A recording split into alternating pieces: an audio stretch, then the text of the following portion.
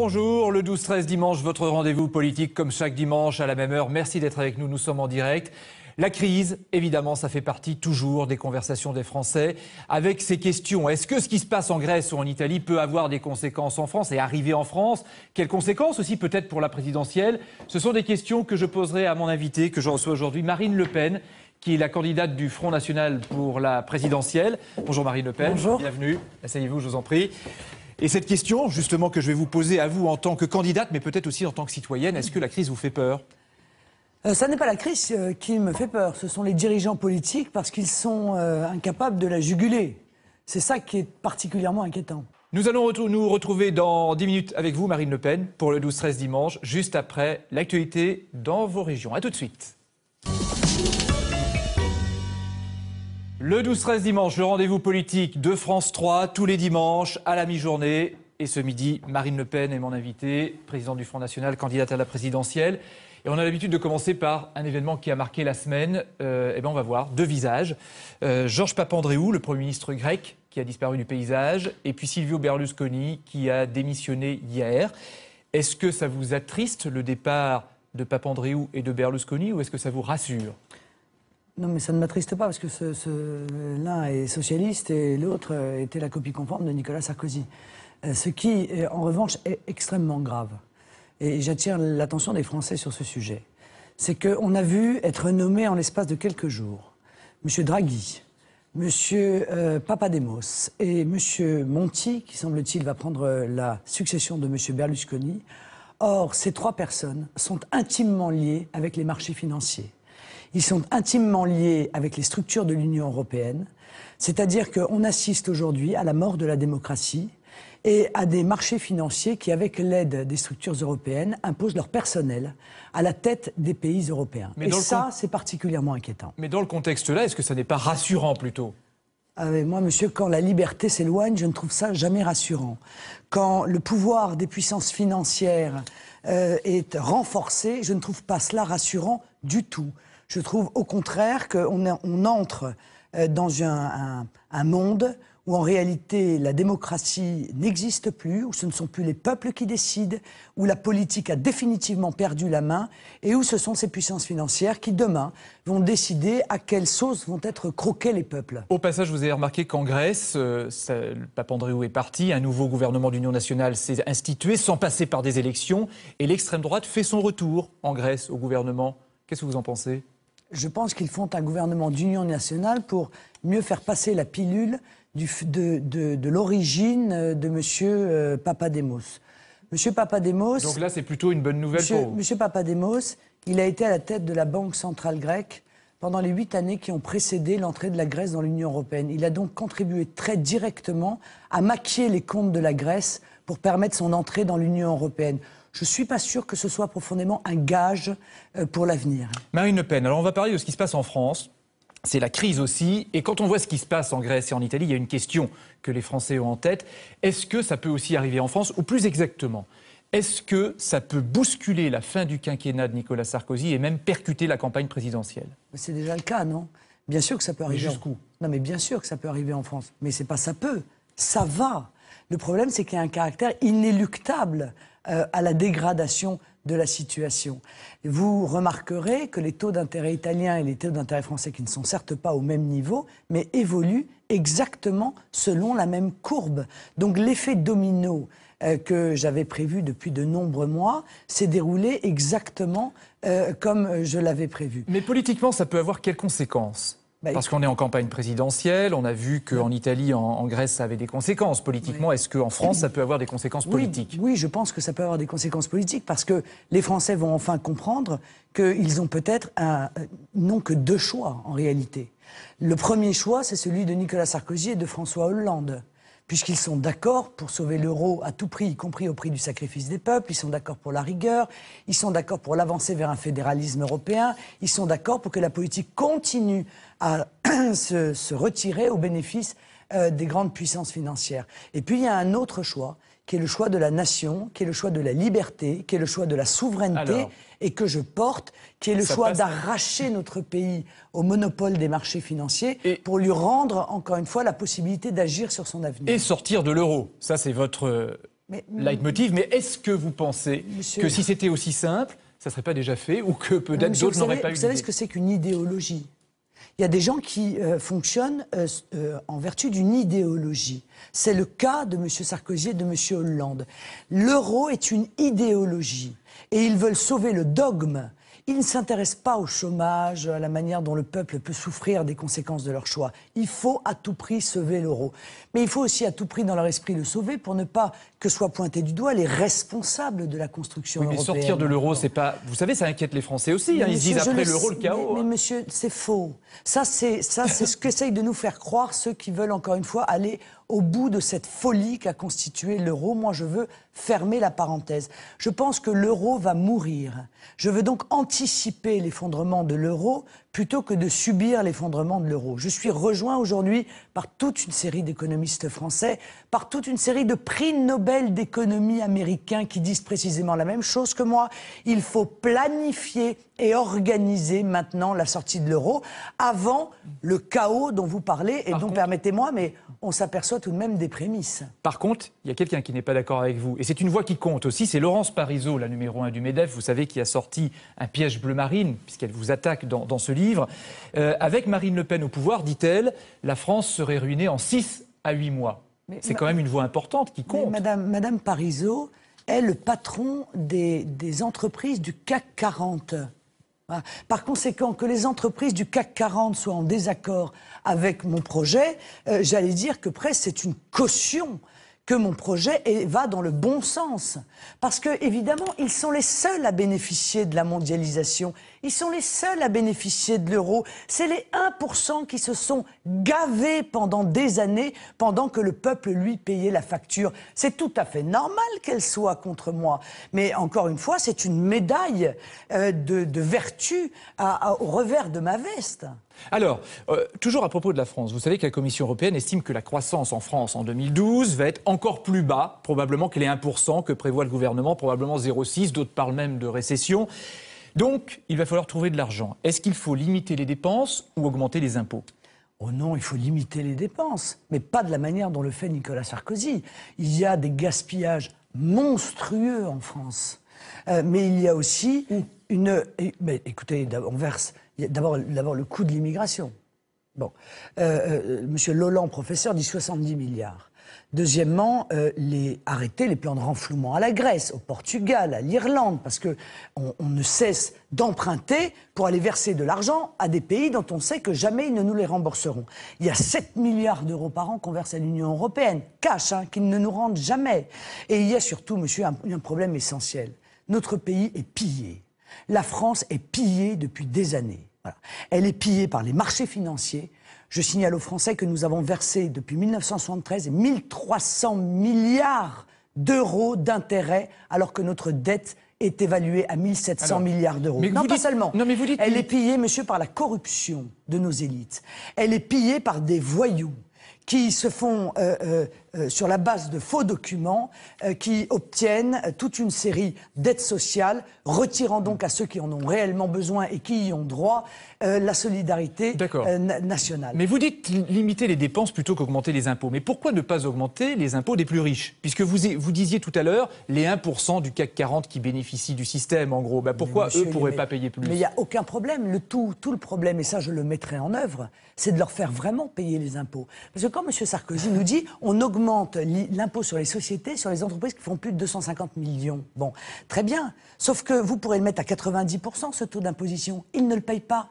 Ils ne payent pas d'impôts en France parce qu'on leur a autorisé parallèlement, avec des bénéfices mondiaux consolidés, etc., à échapper à l'impôt en France. C'est ainsi que Total, par exemple, en 2009, alors qu'ils ont fait 10 milliards d'euros de bénéfices, a payé 0 impôt en France. Est-ce que vous croyez que c'est supportable? Donc si je vous entends, c'est pas la peine d'augmenter les impôts des riches. Déjà, il faut qu'ils les paient, c'est ça. Mais c'est pas la peine de les augmenter. Le problème, c'est qu'il faut arrêter de faire de la France le paradis fiscal des multinationales et mettre en place les conditions pour que ceux-ci soient obligés de payer l'impôt en France.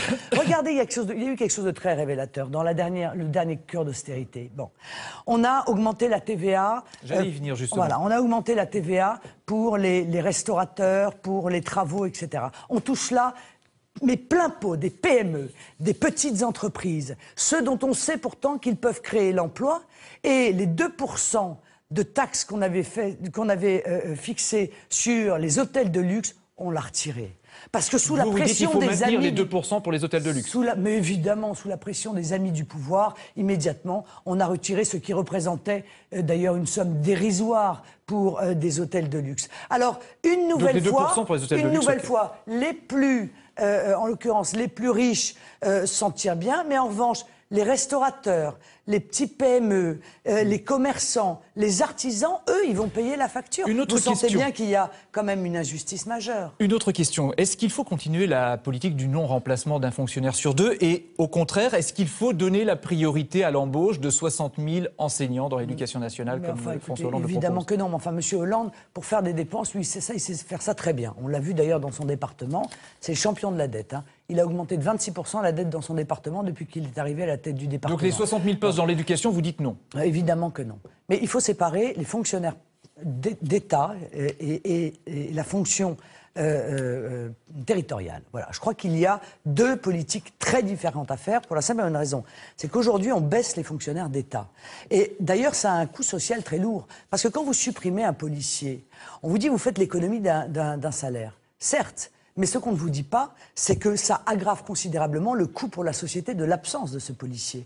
La délinquance... Donc des policiers plutôt que des profs. L'insécurité, 115 milliards d'euros par an. Non. Donc des policiers plutôt que des profs. Non, plutôt la fonction publique d'État, qui doit être, à mon avis, préservée, même si elle doit être... Mais les profs aussi, c'est la fonction publique d'État. Modernisée. Mais les fonctions publiques territoriale, qui, elle, ne cesse d'enfler. Elle a augmenté dans des proportions qui sont spectaculaires dans les dernières années. Celle-là, non. Mais celle-là, elle sert en réalité aux grands féodaux, des conseils régionaux, des conseils généraux, pour pouvoir se constituer des cours.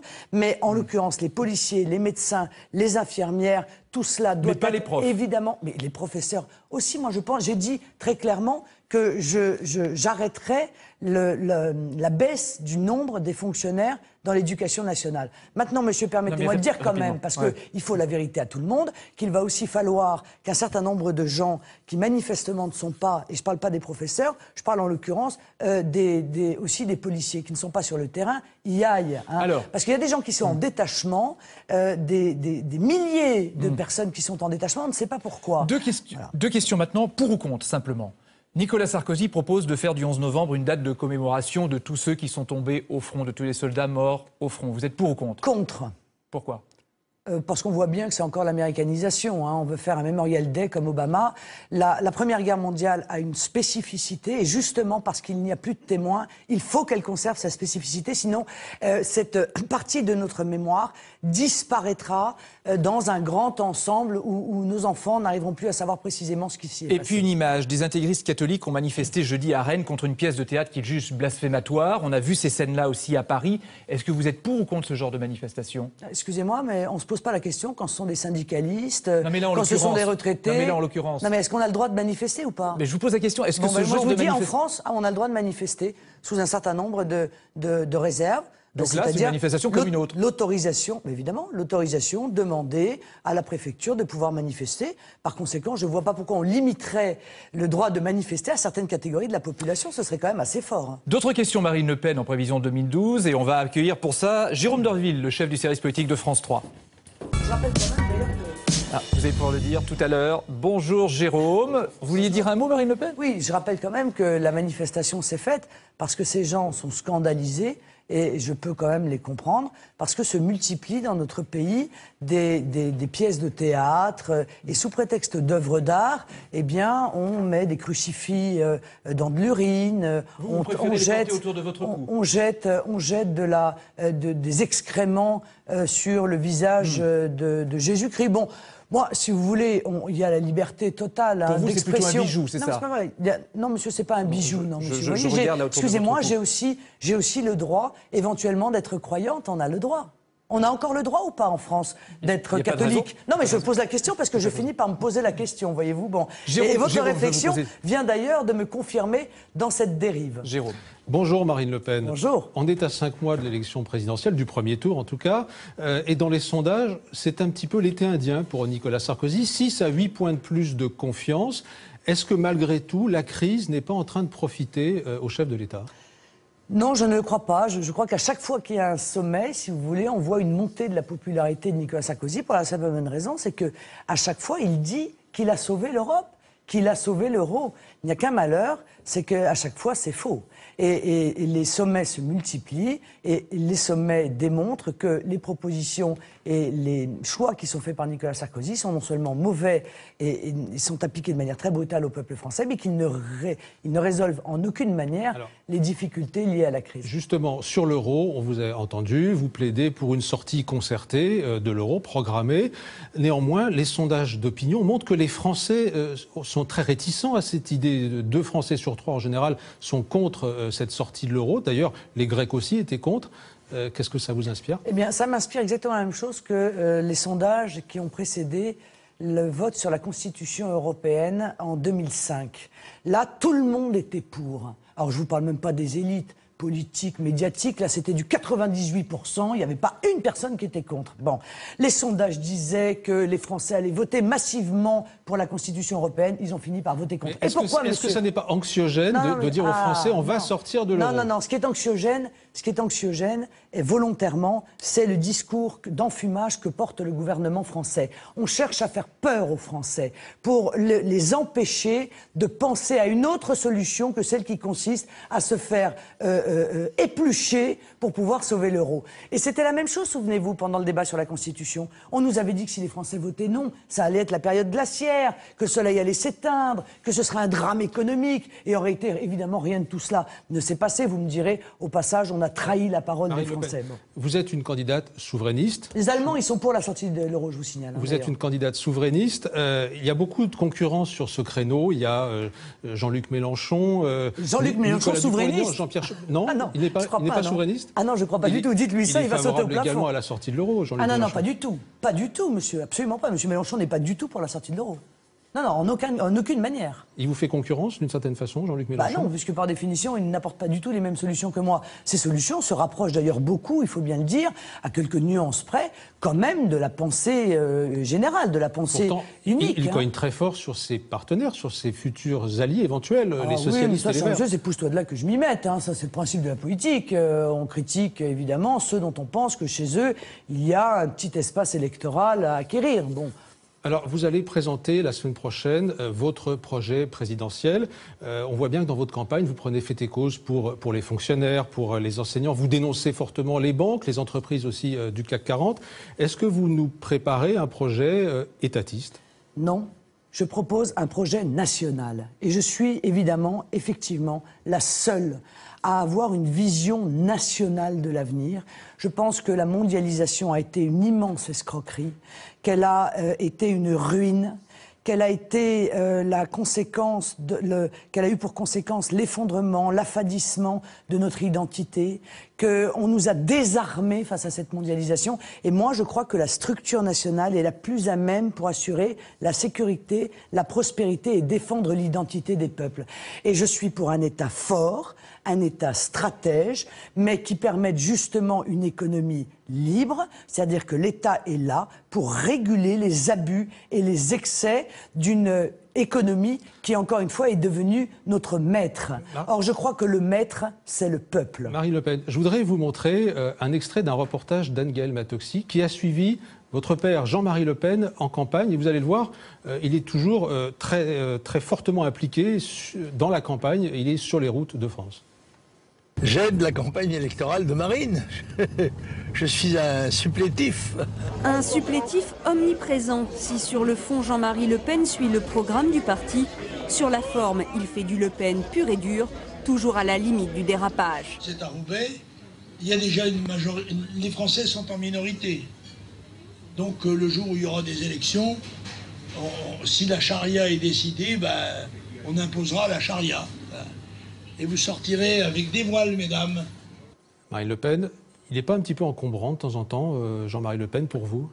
Non, mais ce qu'il dit là est tout à fait juste. Enfin, c'est une analyse politique, ou alors on n'a plus le droit dans notre pays de faire d'analyse politique. Jean-Marie Le Pen a dirigé 40 ans le Front National, il en est encore un élu, il en est le président d'honneur. Par conséquent, qu'il aille sur les routes faire campagne me paraît tout à fait Mais politiquement, c'est pas normal. Une tutelle un petit peu pesante ?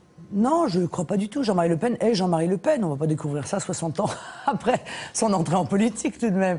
Il a sa personnalité. Je crois que les Français le connaissent bien. Brièvement, je voudrais qu'on vienne sur votre voyage aux États-Unis récent, il y a quelques jours. On l'a suivi, on vous a suivi là-bas. C'était un voyage qui n'a pas été tout à fait à la hauteur de vos espérances. Vous n'avez pas rencontré toutes les personnalités politiques que vous souhaitiez rencontrer. Pourquoi? Est-ce que ça veut dire que le FN est toujours un petit peu un parti sulfureux? Non, je ne crois pas. Je pense que cette analyse est infondée. J'ai rencontré au contraire Ron Paul, que je voulais rencontrer puisque nous partageons l'avis qu'il faut que le système monétaire international retrouve l'étalon or qui est le seul susceptible de mettre fin à la spéculation. La rencontre a été très brève. Hein. La rencontre a été précédée pendant 3 quarts d'heure d'une grande discussion avec son bras droit qui s'occupe de l'économie. Et M. Ron Paul, on savait, avait un emploi du temps très chargé. Il est candidat tout de même, excusez-moi, il est candidat à la primaire républicaine. Bon, une dernière question. Votre ami Gilbert Collard, qui soutient votre candidature, avait souhaité, il y a quelques mois, que le Front National établisse une charte contre le racisme. Où en êtes-vous?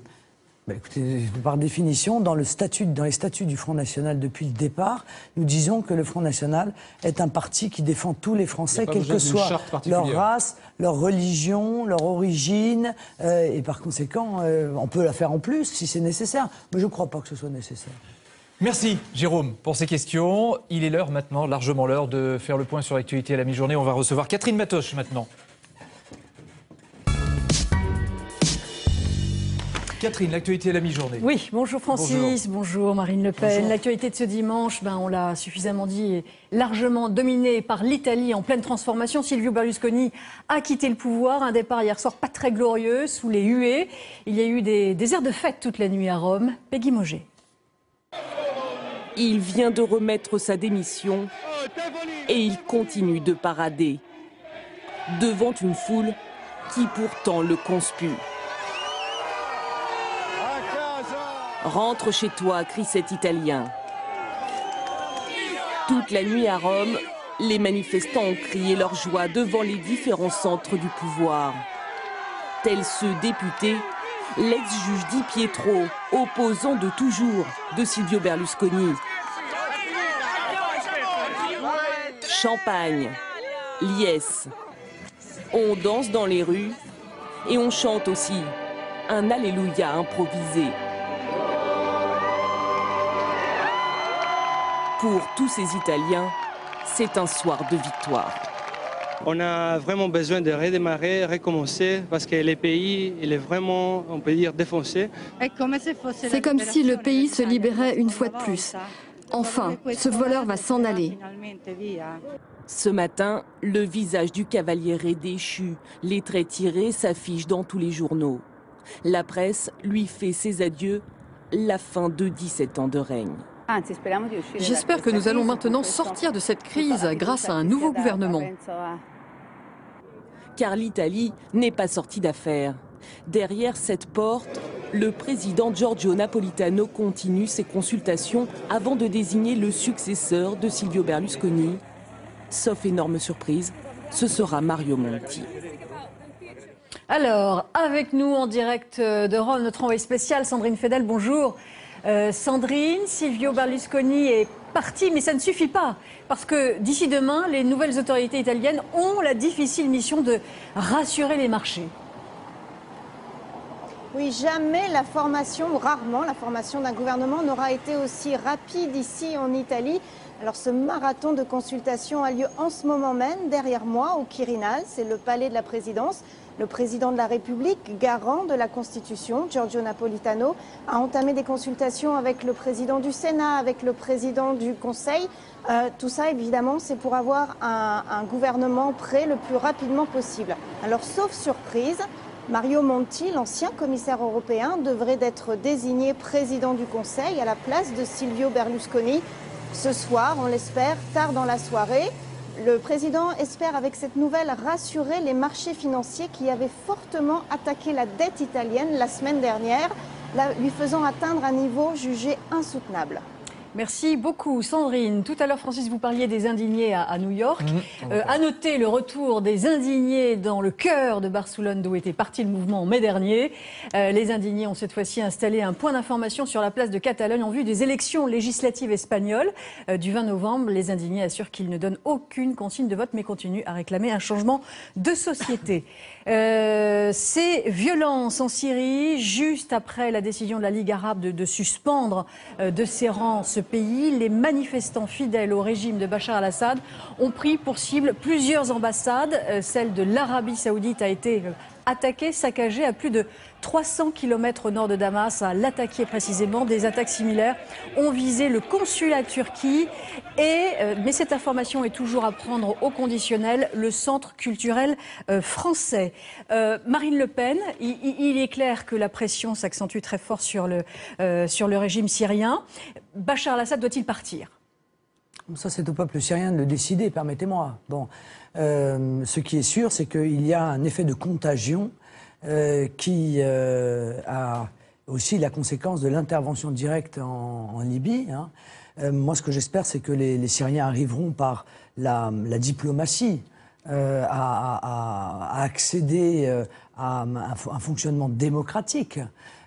Pour peu que ce fonctionnement démocratique écoutez, n'amène pas à la tête de l'État des mouvements qui soient des mouvements fondamentalistes islamiques. Car enfin, c'est ce qui s'est passé en Libye.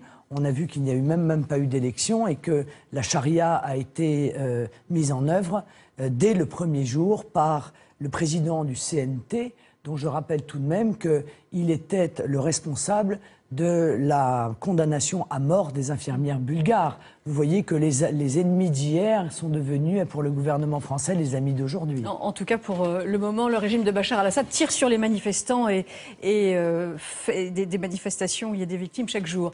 Dans l'actualité encore, la police brésilienne... Je vous signale également qu'il y a aussi des victimes tous les jours en Libye, puisque le Conseil national de transition laisse ses milices égorger et torturer les anciens pro-kadhafistes sans que ça ne semble émouvoir, là encore, les Occidentaux qui étaient pourtant censés protéger les populations civiles, quelles qu'elles soient. La suite de l'actualité, Catherine. Oui, la police brésilienne assure avoir repris ce matin le contrôle de la plus grande favela de Rio, qui était il y a quelques heures encore une zone de non-droit contrôlée par les trafiquants de drogue. 2000 hommes, des blindés, des hélicoptères ont participé à cette méga opération militaire. Il n'y a pas eu d'affrontement armé. 120 000 personnes vivent dans ce bidonville situé au cœur des quartiers riches. Je rappelle que les autorités veulent pacifier les favelas, notamment dans la perspective du mondial de football de 2014. Du tennis. Tout le monde est d'accord. Quelle belle affiche, non ? C'est une finale de rêve. Wilfried Tsonga, le numéro 1 français, affrontera tout à l'heure Roger Federer, l'ex-numéro 1 mondial. Deux joueurs très aimés du public à l'Open de Paris-Bercy. L'ambiance promet. Christian Réunif. C'est sa marque de fabrique, sa signature. À chaque fois qu'il gagne, c'est la danse des pouces, un rythme endiablé après 3 heures d'un combat farouche. J'ai vécu des émotions sur le terrain que j'avais peut-être même pas encore vécu en tant que joueur de tennis, tellement c'était intense. Donc voilà, c'est extraordinaire. Je vais essayer de bien récupérer de ça pour jouer une grande finale demain. Parce que hier soir, face à John Isner, Wilfried Tsonga a dû se dépasser. 3 balles de match sauvées face aux géants américains. Et des échanges à couper le souffle.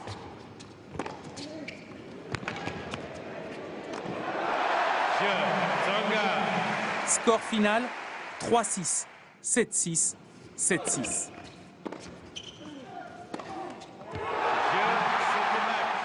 Tout à l'heure à Bercy, Tsonga affrontera l'ogre Federer. Cette saison, le Français l'a déjà battu 2 fois. Et quelque chose nous dit qu'il signerait bien pour un nouveau titre.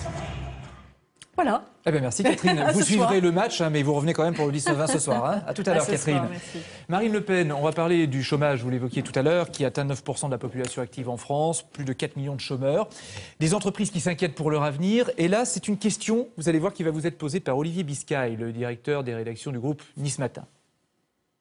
Marine Le Pen, bonjour. Si la région Provence-Alpes-Côte d'Azur a de nombreux atouts et connaît un certain dynamisme, elle n'échappe pas à un taux de chômage élevé, près de 10%, et à une hausse importante des demandeurs d'emploi, 6% entre juillet 2010 et juillet 2011. Ici aussi, les entreprises ferment et délocalisent leurs activités à l'étranger.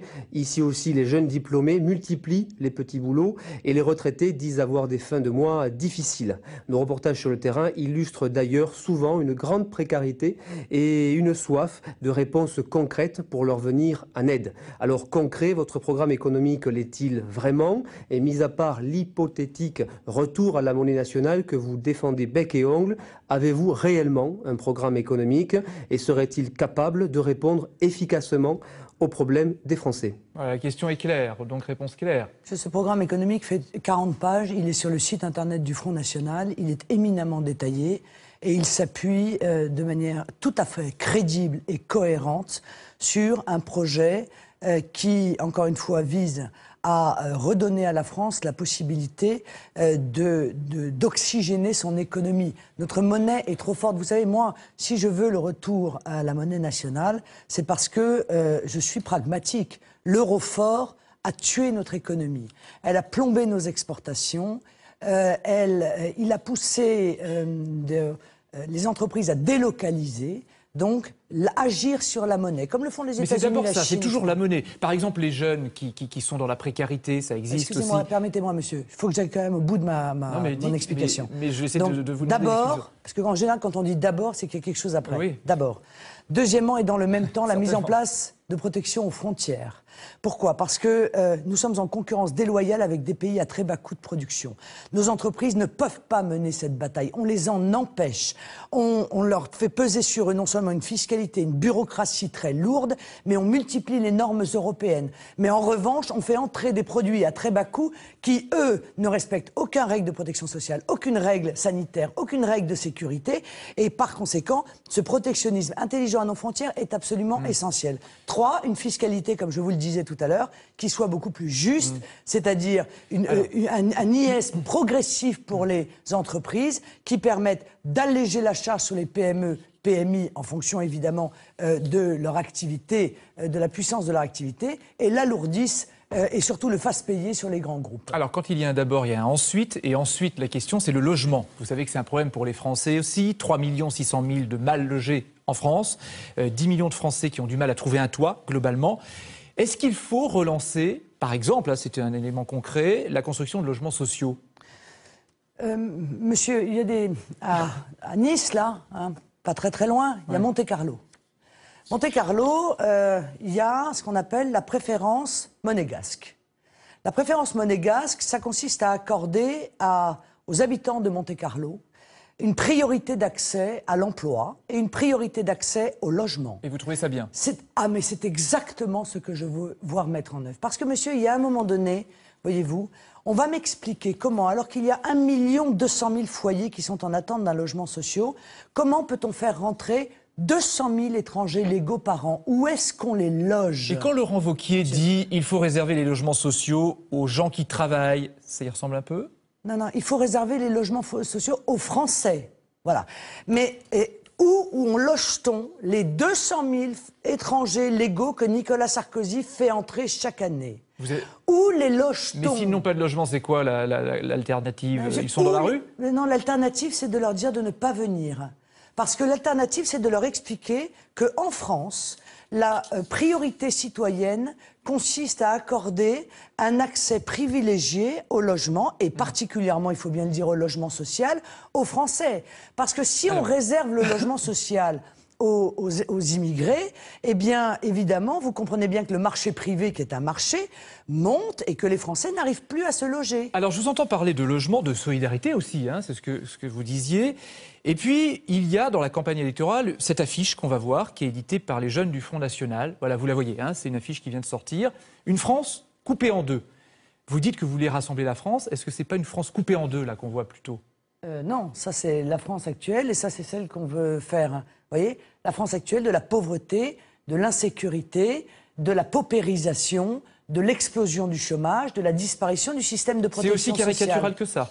Oui, bien sûr. C'est aussi caricatural que ça, comme vous le dites. Moi, ce que je vois, c'est que Nicolas Sarkozy avait fait beaucoup de promesses. La courbe de l'insécurité suit la courbe de l'immigration, qui suit elle-même d'ailleurs la courbe de la fraude. Est-ce que oui ou non, on va s'attaquer à cela, étant entendu que M. Sarkozy, ça fait 10 ans qu'il est au pouvoir, 5 ans comme ministre de l'Intérieur, 5 ans comme président de la République, vous voyez. Pour terminer... 10 ans, c'est très long, et on peut faire beaucoup de choses en 10 ans. Eh bien, ces choses-là n'ont pas été faites. Elles ont plutôt, il faut bien le dire, été aggravées. J'ai une question à vous poser aussi, parce qu'il y a la présidentielle et il y a les législatives aussi en 2012. Est-ce que vous serez candidate aux législatives de 2012 ? Ah ben, si je ne suis pas élue présidente de la République, oui. Où ? Ben, dans ma circonscription. Dans le Pas-de-Calais ? Bien sûr. D'accord. Et vous espérez avoir qui comme adversaire? Parce qu'il se dit que, comme les circonscriptions ont été redécoupées aussi dans le Pas-de-Calais, vous pourriez particulièrement la mienne, il faut bien le dire. Vous pourriez vous retrouver face à Jack Lang, ce serait un beau défi? Ah non, si je suis contre Jack Lang, c'est qu'il serait venu se parachuter dans ma circonscription. Écoutez, Jack Lang, franchement, ça pour moi, c'est le candidat idéal. Il représente exactement tout ce que je combats. Voilà, donc alors celui-là, le symbole des élites, de l'hyperclasse, de l'échec économique. Ah mais presque je lui lance un appel. Jack, viens dans ma circonscription. ce sera envoyé. Un dernier mot encore. Mais quel espoir pour le Front National d'avoir des élus à l'Assemblée nationale? Écoutez, à partir du moment où on a fait les résultats que nous avons faits au cantonal, si nous sommes au niveau très important où nous sommes donnés aujourd'hui, pourquoi n'aurions-nous pas de députés? Parce que dans notre pays où la démocratie est très effondrée, 20% de la population ne pourrait pas se voir représentée à l'Assemblée. Alors ce sera après. Merci en tout cas Marine Le Pen d'être venue sur notre plateau. Vous pouvez suivre toute l'actualité en temps réel sur notre site francetv.fr/2012. Bon après-midi, merci et à bientôt.